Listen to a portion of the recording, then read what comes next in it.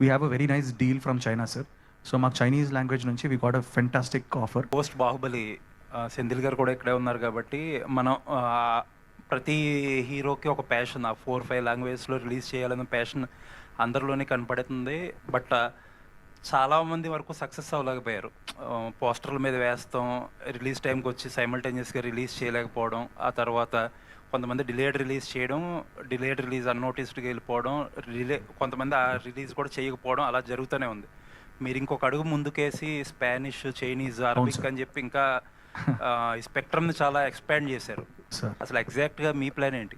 Sir అది నా plan కాదు సార్, మా ప్రొడ్యూసర్ భువన్ అండ్ శ్రీకర్ గారు అండ్ మధు గారు చెప్తారు sir. Actually we have a very nice deal from China sir. So మాకు చైనీస్ లాంగ్వేజ్ నుంచి we got a fantastic offer. So మేము అనుకున్నాం ఎందుకు, వై నాట్, బికాస్ నేను కూడా కార్తికేయ 2 టైంలో హిందీ అంటే అందరూ అంటే చాలామంది అన్నారు వై అన్నారు.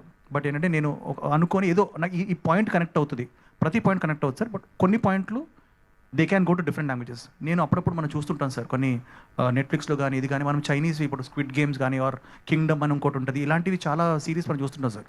చూస్తాం మన కల్చర్ కూడా అంటే ఆల్రెడీ బాహుబలి అండ్ ఆల్ ఇవన్నీ వెళ్ళాయి. సో అది వచ్చి ఆల్మోస్ట్ 10 years అవుతుంది సార్. సో వీ థాట్ వాళ్ళు కూడా మా సినిమాని చూశారు సార్. అంటే ఆల్రెడీ మేము కూడా ఏంటంటే we are showcasing our film to all the distributors.